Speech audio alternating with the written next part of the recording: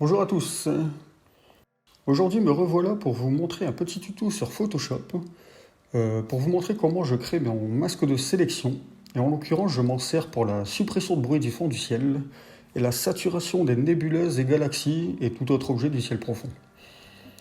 Alors aujourd'hui, ça sera avec M42. C'est ma première M42 que j'ai fait l'hiver dernier.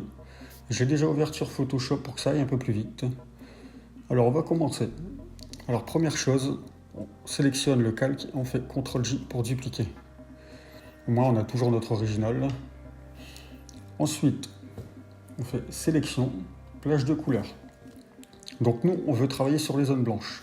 Donc je vais vous montrer en premier lieu pour la suppression du bruit du fond de ciel. Donc là on fait inverser. Et il faut qu'on ait un blanc assez blanc et qui contraste beaucoup avec le noir qui sera notre objet du ciel profond. Donc si je fais ça, ça va pas avoir beaucoup d'effet. Si je fais ça, ça va avoir beaucoup trop d'effet sur toute l'image. Donc il faut trouver un juste milieu. Donc là je vais laisser comme ça. Ensuite vous ferez vos propres tests. Mais je vais juste faire ainsi, au moins pour pas perdre trop de temps sur la vidéo. Voilà, on fait OK. Ensuite, on fait un masque d'exposition. On sélectionne...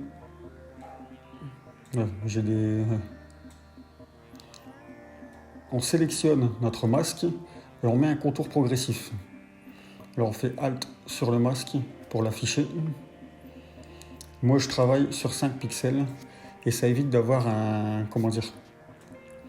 de trop trancher sur la différence qu'on va faire des réglages. C'est beaucoup plus doux. Voilà. Alors une fois qu'on a fait ceci, on clique sur le masque. Donc, vous allez voir, on va créer un décalage vers la droite. Ça aura pour effet de nous éclaircir le fond du ciel et de retirer le bruit.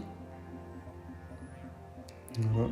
Je vais faire volontairement abuser les curseurs pour que vous voyez bien la différence sur YouTube, sinon vous ne verrez rien. Voilà, là le fond de ciel est un peu trop gris. Et pour corriger ceci, on va augmenter la correction de gamin. Voilà, doucement. Voilà, c'est bon comme ça. J'aime pas travailler sur un ciel trop noir. Donc je vais laisser comme ça. Ça va suffire. Et je vais vous montrer la différence avant et après. Donc là c'est avec, sans, avec, sans. Je vais zoomer un peu dans l'image. Donc pour ceci vous faites Z et vous jouez avec la souris vers la droite pour zoomer, vers la gauche pour dézoomer. Pareil pour vous déplacer, c'est la barre espace. Et on va dézoomer un peu. Donc là c'est sans, avec. Vous voyez que le bruit a beaucoup baissé. Donc là c'est un peu trop fort. Après vous pouvez jouer sur l'opacité si vous trouvez que c'est trop ou pas. Et moi je l'ai fait volontiers. J'ai volontairement abusé le curseur pour que vous voyez la différence sur YouTube. Donc ensuite je vais vous montrer la même chose, mais pour la saturation des couleurs, car vous voyez qu'elle n'est pas assez saturée. Donc je vais quand même mettre un peu plus de noir et baisser un peu le décalage. Voilà. Donc je fusionne mes deux masques, mes deux calques. Excusez-moi, fusionner les calques.